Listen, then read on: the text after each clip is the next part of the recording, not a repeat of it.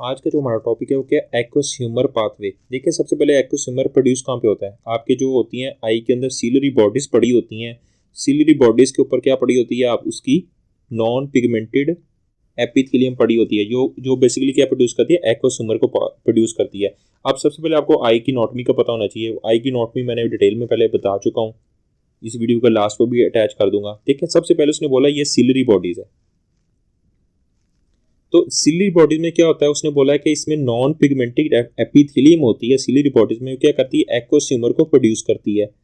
अब दूसरी उसने यहाँ पे फार्माकोलॉजिकल बात की हुई है कि एक्वस ह्यूमर की प्रोडक्शन को हम डिक्रीज कैसे कर सकते हैं। अगर हम बीटा ब्लॉकर्स दें, जिसमें फॉर एग्जांपल टीमालोल दें, ये अल्फा 2 एगोनिस्ट है, जिसके अंदर क्या होता है, ब्रिमोनिडीन है, कार्बोनिक एनहाइड्रेस इनहिबिटर है, जिसमें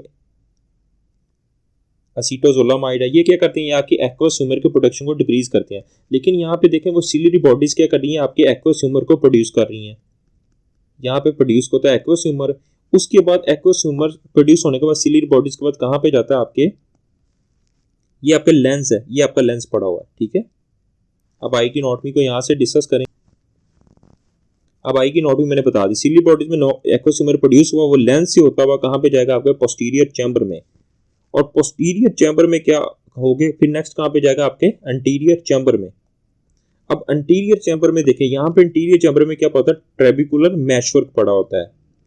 देखिए जो आपका जो एक्वस ह्यूमर है वो 90% कहाँ पे जाता है, ट्रेबिकुलर मैशवर्क से निकल जाता है, और जो 10% होता है वो यूवियो स्क्लेरल आउटफ्लो से निकलता है। लेकिन यहाँ पे देखिए सबसे पहले हम डिस्कस करते हैं। देखिए एंटीरियर चैम्बर में ट्रेबिकुलर मैशवर्क से कहाँ पे गया, फिर आपका कैनाल ऑफ श्लेम में गया, और कैनाल ऑफ श्लेम से होता हुआ आपका कहाँ पे जाएगा, आपका एपिस्क्लेरल वेसल्स में, और यहाँ से आपका वो ब्लड वेसल्स में एंटर हो जाता है, ठीक है, ब्लड वेसल्स में।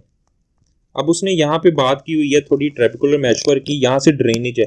देखिए उसने बोला कि वो ट्रेबिकुलर मैशवर्क से एक्वस ह्यूमस कहाँ पे नेक्स्ट जाता है, कैनाल ऑफ श्लेम से। कैनाल ऑफ श्लेम से कहाँ पे जाता है, आपकी एपिस्क्लेरल वेस्कुलेचर में, और यहाँ से ब्लड वेसल्स में एंटर हो जाता है। और उसने बोला कि अगर एक्वस ह्यूमर की प्रोडक्शन को हम ड्रेनेज को इंक्रीज कर दें, फॉर एग्जाम्पल इंट्राओकुलर प्रेशर ज्यादा हो रहा है, इसका मतलब कि एक्वस ह्यूमर ज्यादा प्रोड्यूस हो रहा है, तो हमें क्या करेंगे, हम इसकी ड्रेनेज बढ़ा देंगे। ड्रेनेज कैसे बढ़ाएंगे, M3 एगोनिस्ट देंगे, जिसमें कार्बाकोल और पिलोकार्पिन है। ये क्या करेंगे, एक्वस ह्यूमर की ड्रेनेज बढ़ा देंगे।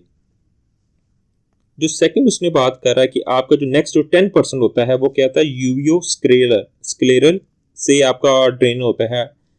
आपको पता है ना, स्क्लेरा आपकी क्या है, आपकी आई की आउटर लेयर है, और यहाँ से उसकी ये ड्रेन कहाँ पे होता है, यूवी और स्क्लेरा में होता है। और हम इसने लिखा हुआ है फार्माकोलॉजिकल की बात की हुई है कि अगर हम ड्रेनेज बढ़ा देते हैं, अगर फॉर एग्जाम्पल इंट्राओकुलर प्रेशर बढ़ा रहा है, जिसकी वजह से क्या है, एक्वस ह्यूमस की ज़्यादा प्रोडक्शन हो रही है, जिसकी वजह से हम क्या करेंगे, प्रोस्टाग्लैंडिन एगोनिस्ट यूज करेंगे, फॉर एग्जाम्पल लेंटेनोप्रोस्ट या बिमेटोप्रोस्ट। ये क्या करेंगे, इसकी ड्रेनेज बढ़ा देंगे, एक्वस ह्यूमस ज़्यादा से ज़्यादा निकालेंगे। अब दूसरा यहाँ पे एंगल की बात कर ले, जो हमने छोड़ दिया यहाँ पे। देखिए एंगल ऑफ आई क्या होता है, बेसिकली ये आपका जो कॉर्निया और आइरिस के दरमियान जो एंगल बनता है उसको बोलते हैं एंगल ऑफ आई, ठीक है।